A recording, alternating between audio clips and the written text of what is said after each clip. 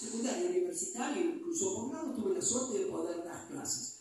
Y yo contaba estas historias. Cuando venía, cuando podía. Y ahí está el diario de Irigoyen. Y ahora quiero que escuchen esto. ¿Sí?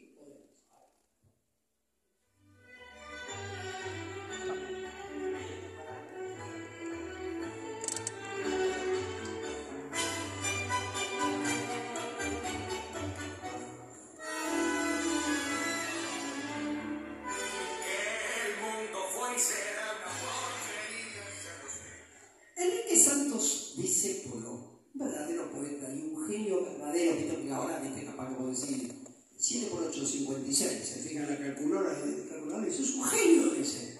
No, teníamos que estudiar las tablas nosotros, chicos. Enrique Santos Discépolo, un gran poeta, la verdad que una persona que hizo cosas interesantes a principios del siglo XX, por decirlo así, escribió este tango Cambalache, que es palabra que define un lugar donde se vende de todo. Y hay una parte en este tango que ustedes a lo mejor escucharon. Igual que la vidriera irrespetuosa de los Cambalaches, se ha mezclado la vida y herida por un sable sin remache, ves llorar la Biblia contra un calefón. A mí me quedó, porque hace muchos años tuve la posibilidad de interactuar 3, 4 veces con Jorge Ginsburg, que tenía un programa que se llamaba La Biblia en el calefón. Y por supuesto lo había tomado acá. Y ahí Sabina, el cantante, le había hecho una canción, que era La Biblia en el calefón. Yo digo, ¿qué tendrá que ver la Biblia con el calefón? Bueno, es lo que quería decir, dice Polín, como le decía, era que no tenían nada que ver. Acaba la historia. Allá por principios del siglo XX, las familias menos acomodadas, que eran la gran mayoría, no tenían lo que se llamaba un baño instalado. Yo, por ejemplo, nací literalmente en una casa, no en un hospital. Y en esa casa, que se llamaba en Chorizo, ustedes tenían una habitación, 2 habitaciones, 3 habitaciones, 4 habitaciones, había 2 cocinitas adelante, y el dueño de eso, que no era mi familia, tenía una habitación con la cocina pegada. Los baños eran letrinas, agujeros en el piso, que estaban del otro lado del pasillo ese largo. Eran 2 y había un cuartito donde uno se podía bañar con una ducha que calentaba el agua con alcohol. Es decir, se ponía alcohol, se le encendía con un fósforo y el agua pasaba por ahí y salían 4 hilos locos, que bueno, era lo que había. Por allá, por la década del 40, 50, se empezaron a hacer baños instalados. Le decíamos un baño instalado aquel que tenía un inodoro, el bidet no era todavía, no estaba a nivel de la clase media baja que estaba emergiendo. Bidet viene del francés, quiere decir, es el nombre que se le daba en Francia a un caballito pequeño. ¿Y saben por qué? Por la posición que toma el jinete, porque tenía que flexionarla, lo montaba el bidet, hay que montarlo, y además tiene que flexionar las piernas, y ese caballo era tan petizo que si no flexionaba las piernas no lo podían hacer. ¿Y qué pasó también? Esto lo digo así a tirar, a pasar. La mayoría de los argentinos lo usan al revés, el bidet. El bidet hay que usarlo mirando las canillitas, las manivelas esas, porque imagínense, complicarle la vida al tipo, tener que hacer las cosas ciegas. Entonces, pero el bidet se usa para el otro lado, pero bueno, lo dejamos ahí. Entonces, ¿qué pasó? Empezaron los baños, pero los primeros baños eran así.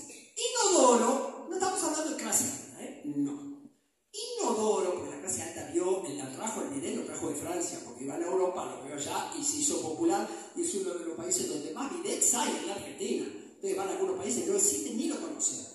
Entonces, ¿qué pasa? Ustedes iban el baño, ¿cómo era? Tenía un inodoro, un calefón, que podía ser de distinto tipo, y se terminó, pero estaba todo en el mismo cuarto. Ahora, ¿qué ocurrió? Luego prohibieron los calefones dentro de los baños porque eran peligrosos. Eso más o menos se fue armando. En la década del 50 ya era bastante común. Pero lo que no era común era el papel higiénico. Carísimo, carísimo.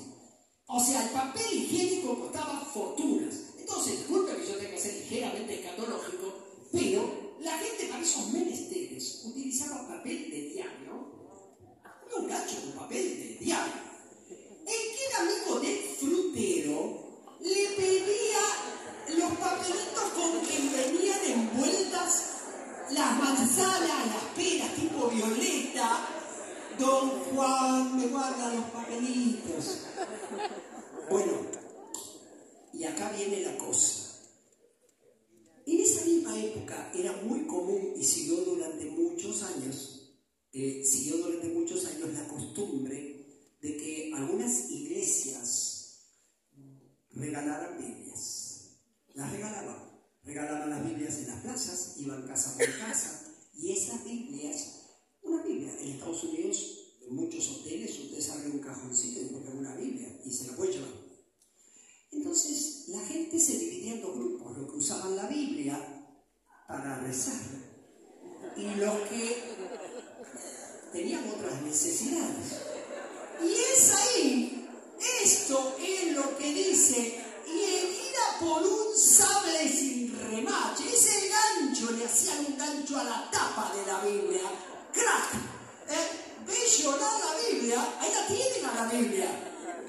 Junto al calefón, páginas finitas y sedosas. Y ahí, de ahí viene esto. Y yo sé que yo soy un apasionado de esto, fanático de estas cosas. Entonces dije, pero, qué sé yo, no es que no me guste elegante como canta, ¿no? Que dice, yo te quiero, pero esto, hay un señor que le guste, bueno, pero hay tanto de vida. Fíjense todos los que yo les conté para llegar acá. Yo les conté dónde nací, cómo era la casa de mis viejos, cómo era el baño primero, cómo fue el baño